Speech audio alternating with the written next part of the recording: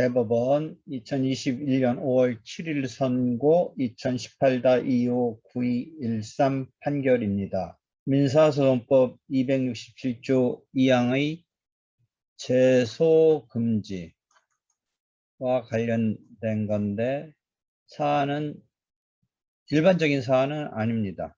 제소금지 소송법 267조 2항 관련해서 제1심에서 본안에 관한 종국 판결이 있은 뒤에 항소심에서 소를 취하하면 다시 동일한 사건을 제기했을 때 제소금지에 걸리는데, 그것에 대해서 지금 추신금 청구의 소에 있어서 그러한 제소금지가 문제가 됐습니다.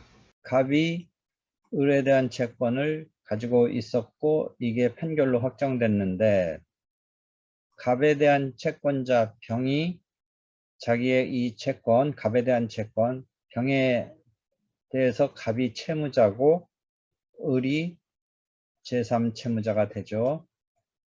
요 갑의 을에 대한 채권에 대해서 병이 압류 및 추심명령을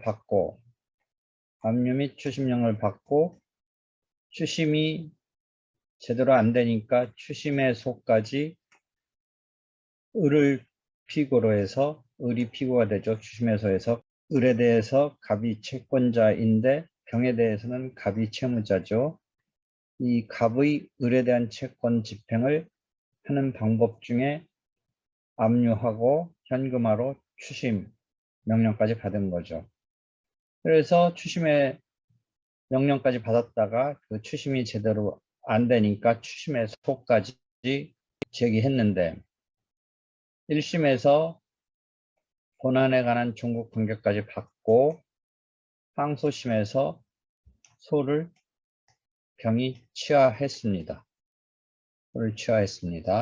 그런 상황에서 정이라는 사람이 등장하는데, 갑의 채권자 정이 등장하는데, 요게 등장하게 된 배경은 병으로부터 요 채권을 양도받아서 추후에 갑의 정의 채권이 요 양도받은 채권으로서 이걸 갖고 다시 압류 추심명령을 받고 다시 거기에 전제로 추심이 제대로 이루어지지 않으니까 추심의 소까지 정의 입장에서 을을 상대로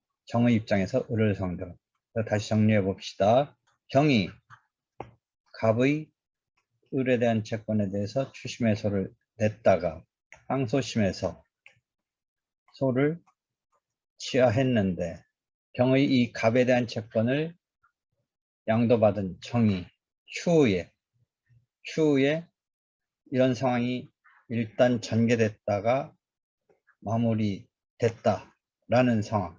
그러니까 이게 소를 취하니까 소송이 이제 계속됐다가 소송 계속이 소취하로 소급적으로 소멸되는 이런 상황이 되니까 이 정이, 이 채권을 양도받았던 정이 후소로서 역시 압류 추심명령 받아서 추심이 여의치 않으니까 을을 피고로 해서 추심의 소까지 내기에 이르렀는데, 전소가 소를 취하했기 때문에 이 상황이 지금 문제가 되는 건 당사자의 측면에서는 병으로부터 갑에 대한 채권을 양도받았기 때문에 실질적으로 병과 정은 마찬가지 동일한 이런 급의 지금 상황이 하나 벌어진 거죠. 양도받은 자니까. 그 다음에 이 본격적인 추심해소에 있어서 대상이 되는 건 이 채권, 요 집행으로서 갑의 을에 대한 채권이 이제 중심이 되는 거죠. 대상이 되는 거죠. 그러니까 당사자가 실질적으로 동일한 거 아니냐.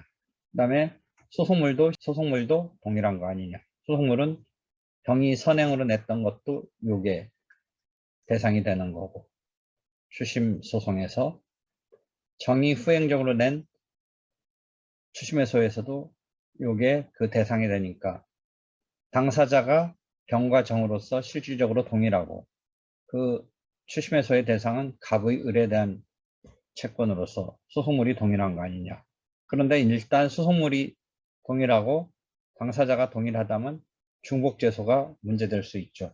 중복제소 259조의 중복제소가 문제될 수 있는데 아까 말했듯이 소를 취하했기 때문에 전소가 소송 계속이 소급적으로 소멸됐죠. 그러니까 일단 중복제소의 상황은 이제 충족하고 있지 못하죠. 그럼 이제 남는 문제는 이 선행소송이 항소심에서 소를 취하했다. 1심에 본안에 대한 종국 판결이 있은 다음에 항소가 돼서 종국 판결이 있은 다음에 항소가 돼서 항소심에서 소가 취하됐으니 이 실질적인 당사자의 동일, 그 다음에 이 추심해소의 대상이 갑의 을에 대한 지금 그 채권이 추심명령과 추심해소에서 대상이 되니까 소송물이 동일해서 그렇다면 요번은 제소금지 267조 2항의 제소금지적인 상황이 아니냐의 상황으로 지금 전개가 된 거죠.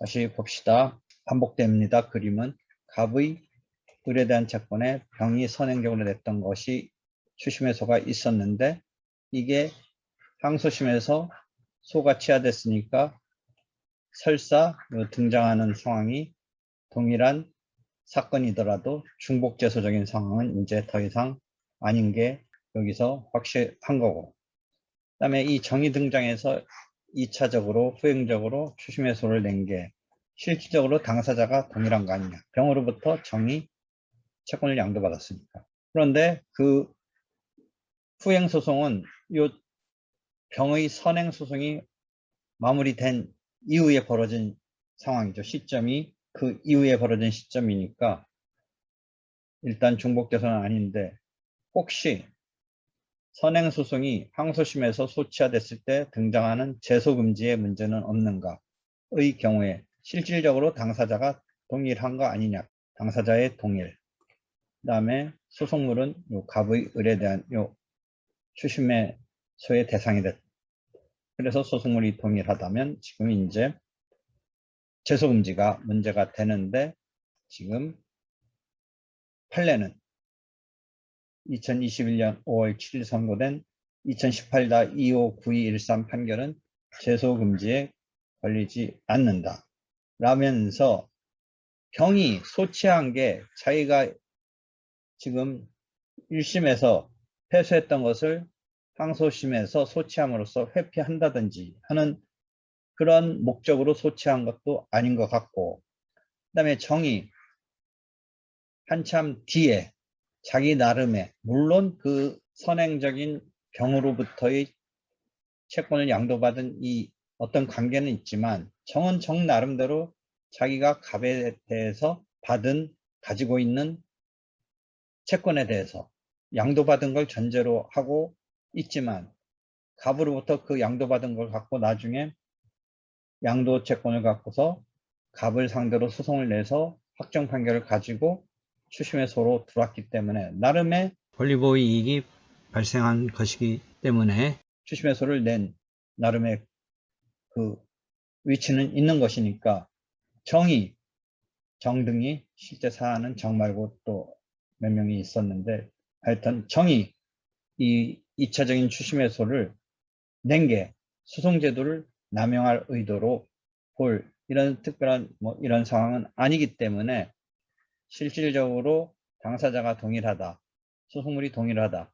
그러니까 제소금지효에 걸려야 된다라는 이 을의 반박을 이번 판례가 그렇지 않다. 이유는 병이 항소심에서 소취한 게 1심 판결의 패소를 회피할 목적이라고 보기 어렵고, 그 다음에 정이 2차적으로 추심해소를 낸 게 소송제도를 남용하는 것이라고 볼 수도 없다라는 것에서 제소금지의 그런 취지 등에 입각해서 다시 이제 후행소송을 낸 게 정이 후행소송을 낸 게 제소금지 원칙에 반하지 않는다라고 판결한 것이죠.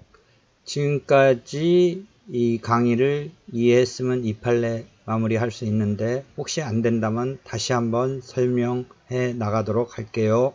을이 지금 제3채무자고 갑이 채무자인데 갑이 채무자이고 을이 제3채무자인데 갑이 을에 대해서 가지고 있는 채권에 대해서 갑의 채권자인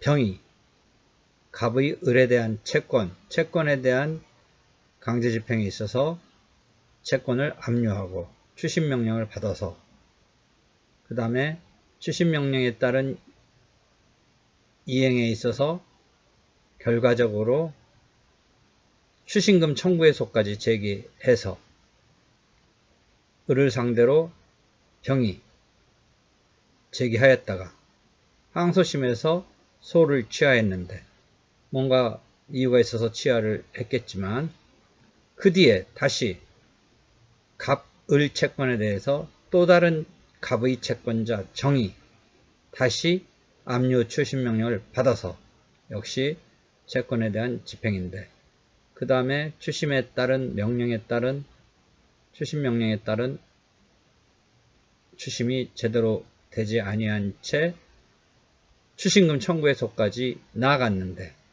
상황은 이미 병이 앞서 항소심에서 소를 취한 상황이 있기 때문에 지금 후차적으로 나중에 정이 낸 이 추심금 청구해소가 갑의 을에 대한 채권을 사이에 놓고 상황이 전개된 것이니까 선행소송에 대해서 후행, 정 등이 낸 소송이 중복된 소재기에 해당하는지의 어떤 문제가 불거졌던 판례입니다. 병이 1심에서 패소됐다가 항소심에서 그 패소 판결을 회피할 목적으로 1심 판결을 받고 나서 소를 취하했다거나 정이 후차적인 2차적인 후행의 정이 낸 추심금 청구해소가 소송제도를 남용할 의도로 소를 제기하였다고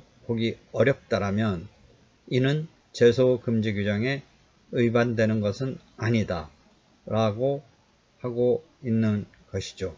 판례는 이렇게 설명해 나가고 있습니다.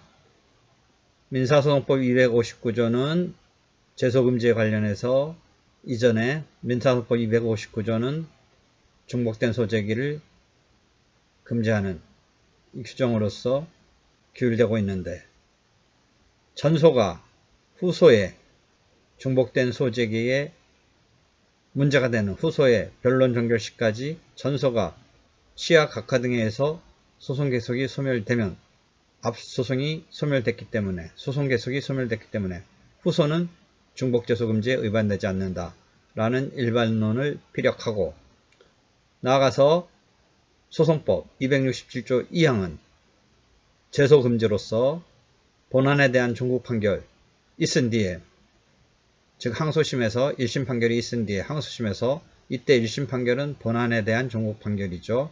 잠깐 다른 얘기 한다면 소송 판결의 경우는 이 요건에 해당하지 않지요. 하여튼 다시 돌아와서 1심 판결이 본안에 대한 종국 판결이라면 그 뒤에 이제 항소심에서 소를 취하한다면 동일한 소송을 내는 경우에 제소금지에 걸리는데 이때 지금 요 사안은 갑의 을에 대한 채권에 대해서 병이라는 갑의 채권자와 병으로부터 채권을 양도받은 정이라는 갑의 채권자가 등장했기 때문에 완벽하게 당사자가 동일하느냐의 문제에서 생각해 볼 여지가 있게 되죠. 여기에서 같은 소는 반드시 기판력의 범위나 중복제소 금지에서 말하는 것과 같은 것은 아니고 그 당사자와 소송물이 같더라도 이러한 규정의 취지에 반하지 않고 소제기를 필요로 하는 정당한 사정이 있다면 제소금지에 걸리지 않고 다시 소를 제기할 수 있다. 앞에서 본 사안은 갑의 을에 대한 채권으로서 소송물과 그 다음에 병과 정은 실질적인 당사자 동일이기 때문에 만약 앞사건이 진행되다가 후소송이 나왔다면 중복제소에 해당하고 앞사건이 1심의 본안 판결, 종국 판결이 있은 다음에 항소심에서 소치하를 했다면 제소금지 규정에 걸리게 된다 라고 주장을 했는데, 이 경우에 원심은 선행 추심소송은 앞에 먼저 전개된 추심소송은 후행소송이 제기 전에 소치하로 소송 계속이 소멸했으므로 이미 중복제소 상황은 아닌 거고, 그 다음에 선행 추심소송과 별도로 지금 후행 정의 추심해소를 제기한 것은 새로운 권리 보호 이익이 발생한 것으로 볼 수 있어 제소금지 규정에 어긋난다고 볼 수도 없다 라고 원심이 판단했는데, 후행의 추심소송에서의 원고들이 소송제도를 남용할 의도로 소를 제기한 것으로 보기 어렵다 라고 한다면 원심 판결은 잘못된 게 아니고 정당하고, 이 사안에서 중복제소나 제소금지 규정에 관한 법리 등을 오해한 이런 잘못은 없다 라고 판례가 그런 판단을 내린 거죠. 즉 원심의 판단에 잘못이 없다 라는 판단을 내린 것이죠.